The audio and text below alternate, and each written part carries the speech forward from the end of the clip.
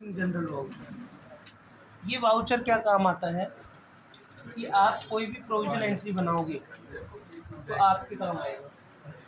Generally होता क्या है कि कोई खर्चा जैसे रेंट है, रेंट अप्रैल का कब दोगे आप? मई में, 1 से 10 तारीख। मई का कब दोगे? जून में।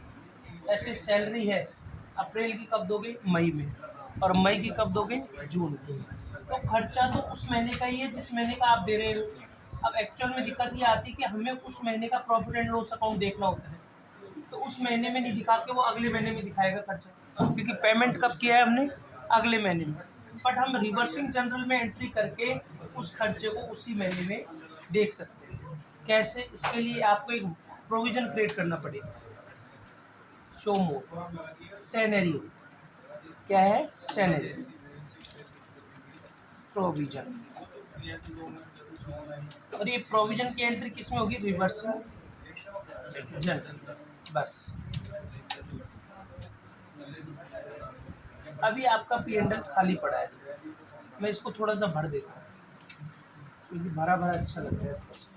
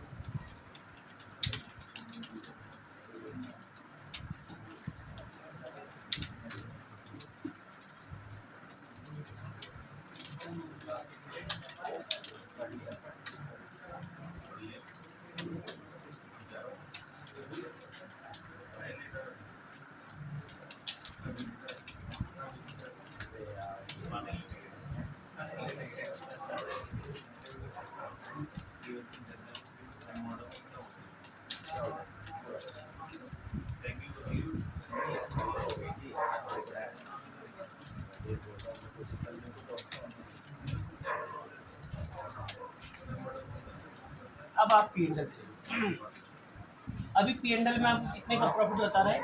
20,000। कौन से महीने का? अप्रैल माह। अब चूंकि हमारी एक सैलरी हो रहा है अप्रैल की, और वो हमने कब चुकाई है? मई में। जैसे हम प्रैक्टिकल में मई में सैलरी चुकाते हैं F5।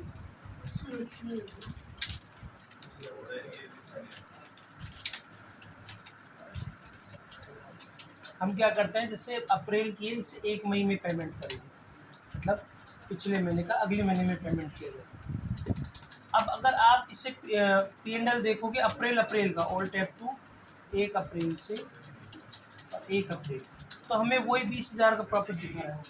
अब चूंकि सैलरी भी अप्रैल माह की, पर दी तो कब हमने? मई में। तो हमें किस में दिखाना चाहिए? वो अप्रैल में। एक्चुअल में क्या है, नहीं वैसे मई में दे रहा है तो मई में दिखाएगा ही, बट आप रिवर्सिंग जनरल में करोगे तो आपको अप्रैल माह में ही दिखा देगा। अब मैं रिवर्सिंग जनरल में एंट्री करता हूँ। F10 में जाओ, शो इनएक्टिव में जाओ और रिवर्सिंग जनरल एंटर कर दो, एंटर। अब इसमें आप चाहे अप्रैल में एंट्री कर लो, वैसे कब होती है? हर मंथ की लास्ट डेट को। जैसे अप्रैल है तो 30 अप्रैल, मई है तो 31 मई। अब ये 30 तारीख लेता नहीं है, 30 में करूँगा तो ये लेगा नहीं, क्योंकि ये एजुकेशन वर्जन है। तो अभी तो मैं 1/4 ही मान लेता हूँ, 1/4 को आप 30/4 मानो। यहाँ पर ले लो सैलरी एक्सपेंस, जैसे आप 15,000 दे रहे हो, 2 कैश। यहाँ भी 30 तारीख रखना है, यहाँ भी 30 तारीख रखना है प्रैक्टिकल। अभी आप P&L देखो, अभी भी आपको अप्रैल माह का प्रॉफिट कितना बता रहा है? 20,000। अब हमें वो रिवर्सिंग जनरल वाली एंट्री इसमें इंक्लूड करनी है, तो ऑल्ट C क्या करोगे? ऑल्ट C, और यहाँ पर एक्चुअल की जगह प्रोविजन डालोगे। इससे क्या होगा कि आपकी 2 सीट बन जाएगी, एक तो एक्चुअल की और एक प्रोविजन की। अब आपकी इसमें प्रोविजन में 15,000 रुपये कवर करेंगे, तो अब आप समझ जाओगे कि हमारा अप्रैल माह में प्रॉफिट कितना है? केवल 5,000। हालांकि ये जो प्रोविजन की एंट्री की है ना, इससे खातों पे कोई प्रभाव नहीं पड़ता। ये तो जब आपने मई में पेमेंट करोगे तभी प्रभाव पड़ेगा, बट ये केवल देखने के लिए है कि अप्रैल माह में हम कितने प्रॉफिट में है, कितने लॉस में। अगर अब इससे ये साफ साफ दिख रहा है, अपन ये मान के चल रहा है 20,000 का प्रॉफिट है, जबकि देखे जाए तो हमारा प्रॉफिट 5,000। अच्छा, अगला देखो मेमोरेंडम वाउचर, इसका भी खातों पे अब देखो दूसरा मेमोरेंडम, इसका भी खातों प्रभाव नहीं पड़ता। ये भी केवल याददाश्ती के लिए, मेमोरेंडम को क्या बोलते हैं, याददाश्ती। अर्थात जैसे आपकी दुकान पे कोई आया, कपड़े की दुकान है, उसने कहा भाई साहब 2 शर्ट दे दो, मैं घर दिखा के लाऊंगा। अभी उसने खरीदी थोड़ी है, वो केवल दिखाने के लिए लेके जा रहा है। अब हमको याद नहीं रहता, इतने ग्राहक आते हैं किसको क्या दिया, तो हम उससे क्या करेंगे, तुरंत मेमोरेंडम में डाल देंगे, ताकि हम शाम की शाम जब हमारे देखे कि हमने किसको क्या दिया लिया, तो हम पकड़ ले तुरंत कि यार ये पार्टी हमसे 2 शर्ट लेके गई, अभी तक दे के नहीं गई। तो हम उसे फ़ोन करके कह देंगे भाई साहब वो शर्ट खरीदी है आपने, रख ली? तो कह देगा रख ली, तो हम उसे सेल में कन्वर्ट कर देंगे। वो कह देगा नहीं भाई साहब मैं कल दे जाऊँगा, तो हम उस एंट्री को डिलीट कर देंगे। एडवांस, ये एंट्रियाँ क्या है, केवल और केवल आपके पर्पज़ के लिए है। मेमोरेंडम याददाश्ती पर्पज़ के लिए है। रिवर्सिंग जनरल आपका प्रॉफिट देखने के लिए है कि आपका उस महीने का प्रॉफिट क्या है, ठीक है ना। ऑप्शनल वाउचर आपके कच्चे भैयों को मेंटेन करने के लिए है। कच्ची एंट्री वो अगला बताऊंगा इससे, तो आज चारों कवर कर लेंगे अपन। एक एक एंट्री है, कोई ज़्यादा बड़ी एंट्री नहीं, और फिर इनका एक्चुअल में खाता प्रभाव भी नहीं पड़ता, तो इसलिए इतने काम की नहीं है। बट ये है कि टैली ने दी है तो अपन को सीखनी है। देखो मेमोरेंडम भी F10 में ही आता है। शो इनएक्टिव, ये सब इनएक्टिव रहते हैं, ये हाइड का मतलब इनएक्टिव, क्योंकि इतना एक्टिव नहीं है। फिर इनको अपन कर रहे हैं, एक्टिव करके सीख रहे हैं, तो सीखने के पर्पज से। अब आपने किसी को शर्ट दी, तो एंट्री तो वैसी होगी, party account DR, sales account CR। तो यहाँ पे ले लो, जैसे आपके पास आया कोई नरेश आया, सन्ड्री डेटर, शर्ट थी 1000 रुपये की, 500 की 2 सेल्स अकाउंट। अब यहाँ पे पूछेगा तो शर्ट डाल देंगे, 2 ले लिया आपने।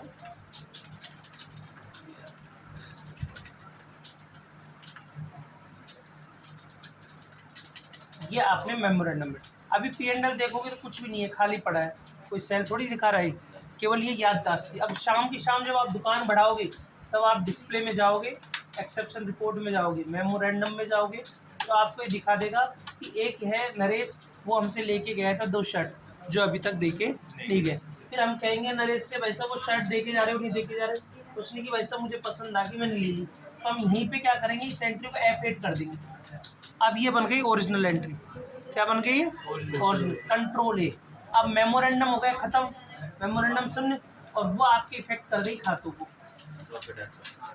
और वो कहता है नहीं ले रहा, तो ऑलरेडी कर दो एंट्री को। कह रहे हैं भाई साहब हम दे के जा रहा हूँ मैं अभी के अभी, तो एंट्री को ही खत्म कर दो, न तो लिया न दिया, पता ही नहीं चला। चलो, एक होता है अपना ऑप्शनल वाउचर। ऑप्शनल वाउचर क्या काम आता है, वो कच्चे का हिसाब मेंटेन करना। आपके पक्के का तो हिसाब हो ही रहा है, आप चाहते हो कि कच्चे का हिसाब भी मेंटेन हो जाए, काम भी हो जाए। देखो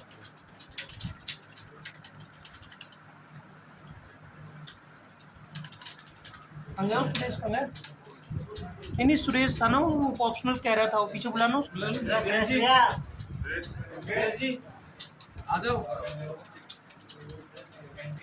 लेकिन शुरू से बनाना ना, शुरू से ये भाई ऑप्शनल का मतलब है कच्चे का हिसाब। अभी ये जो एंट्री करेंगे पक्के की है। चल लोगे क्या?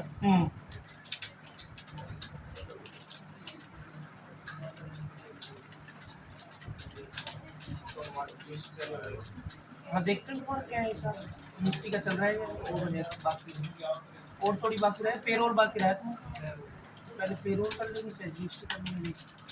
ये तो एंट्री आपकी इफेक्ट करेगी खातों को 60,000 की, क्योंकि ये तो ओरिजिनल एंट्री। यही एंट्री मैं ऑप्शनल में करता हूँ, कंट्रोल L।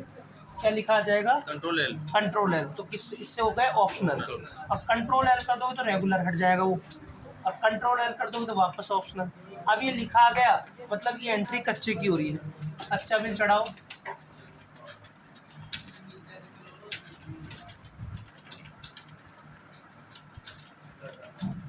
ये मैं ऑप्शन, इस ऑप्शन को प्रैक्टिकल में ज़्यादा यूज लेता हूँ।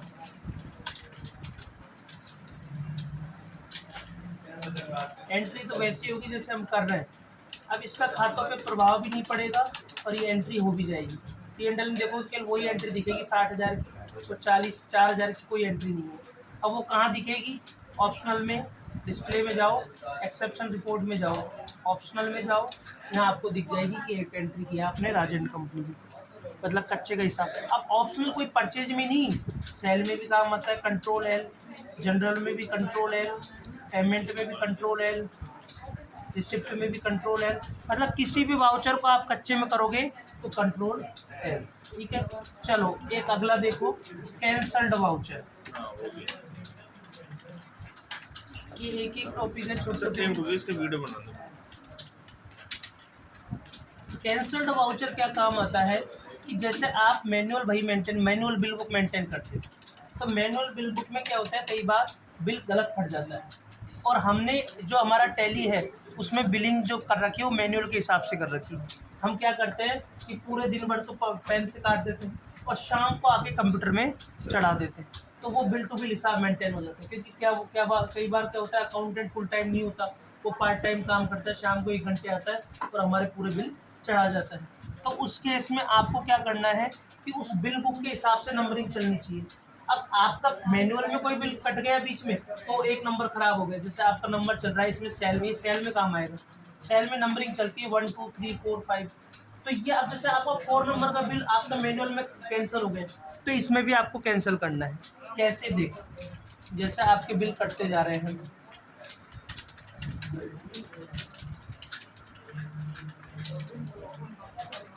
सर धीरे चलाओ फाइल। नहीं ये तो पड़ी हुई चीज़ें हैं, तो इनमें कोई ऐसा थोड़ी कि आपने सेल परचेज नहीं, इनको पढ़ते पढ़ते तो बाल सफ़ेद हो गई।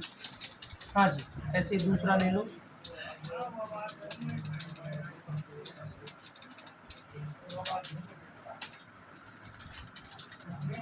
अभी नंबरिंग चल रही है, आपको पता होता, आप ऊपर देख रहे हो तीसरा नंबर बिल चल रहा है, आप बिल चढ़ाते जा रहे हो, अलग अलग बिल कट गए, अब आपका 4 नंबर का बिल कैंसिल हो गया। ठीक है, तो एक बार तो आपको एंट्री करनी पड़ेगी पूरी, जैसे कैंसल, इसमें आपका 2 किलो कोई चीनी लेके गया था, अभी हमने बिल फाड़ दिया, तो आप क्या करोगे, TAS, जैसे ये बिल कैंसल हमारा DAS, तो सेल्स D फॉर डो और A for accounts, S for sales ratio, तो DAS।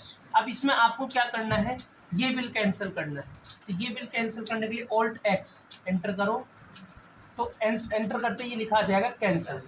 तो इसका मतलब हो गया कि अब आपकी बिल बुक में भी कैंसिल बोलेगा और यहाँ पर भी कैंसिल। अब आपके सीरियल नंबर पे कोई प्रभाव नहीं पड़ा, सीरियल नंबर 5 से चालू होगा आपका, ठीक है ना।